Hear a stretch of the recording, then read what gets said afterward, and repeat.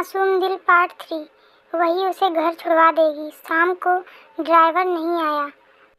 Jully college के बाहर सड़क किनारे खड़ी हो गई, टैक्सी के इंतज़ार में नहीं, गौरव के इंतज़ार में। जाने क्यों उसे लग रहा था कि पिछली बार की तरह इस बार भी वो उसके पास आएगा और उसकी सोच गलत नहीं थी। गौरव अपनी बाइक पर उसके पास आया और बोला, शायद तुम्हें मेरा इंतज़ार है। जूली कोई जवाब दिए बगैर उसकी बाइक पर बैठ गई। उस दिन गौरव उसे लेकर उसके घर नहीं गया। वे शहर की गलियों में भटकते रहे और जब थककर वे झील के किनारे खामोशी से बैठे तो दिल ढेरों बातें करने को उतावला हो गया। तुम्हें कैसे पता चला कि मुझे तुम्हारा इंतज़ार था? जूली ने पूछा। नहीं था क्या? जवाब देने के बजाय गौरव ने सवाल पूछ लिया। जूली ने खामोशी से सिर झुका लिया। कई दिनों से बात करना चाह रहा था तुमसे, पर शायद तुम्हारी सहेलियों के बीच आकर मेरा तुमसे बात करना तुम्हें असहज कर देता, इसलिए रोक रहा था खुद को। क्या बात करना चाहते थे? जूली ने हौले से पूछा।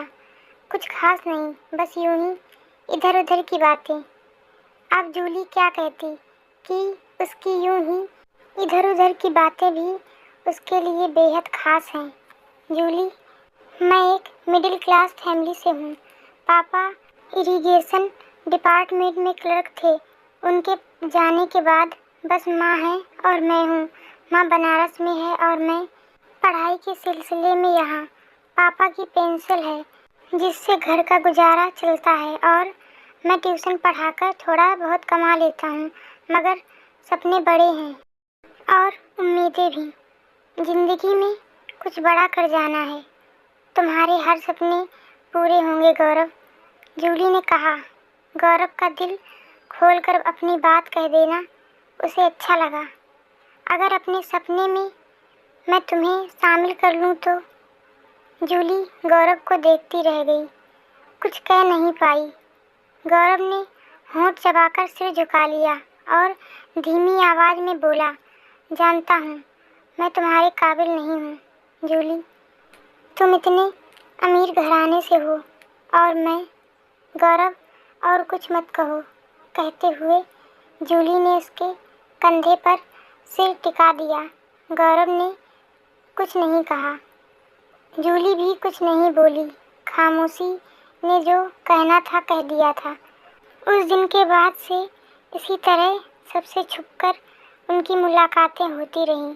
गुजरते वक्त ने दिलों के बीच की दूरी पाट दी, मगर हैसियत का फासला अब भी दोनों के दरमियान दीवार बनकर खड़ा था।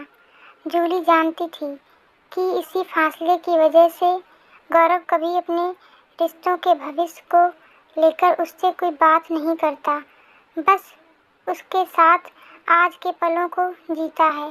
कॉलेज का आखिरी साल भी बीत गया। वो फेयरवेल का दिन था। बिछड़ने के पहले मुलाकातों का दौर चल रहा था। जूली बेचैन हो रही थी। उसकी नज़रें गौरव पर टिकी थीं, जो दोस्तों से घिरा उसे ही देख रहा था। उसकी आंखों में एक सूनापन जूली महसूस कर सकती थी। सहेलियां जूली को खींचकर स्टेज पर ले गईं और गाने की फरमाइश करने लगीं। जूली ने गाना गाकर समा बांध दिया।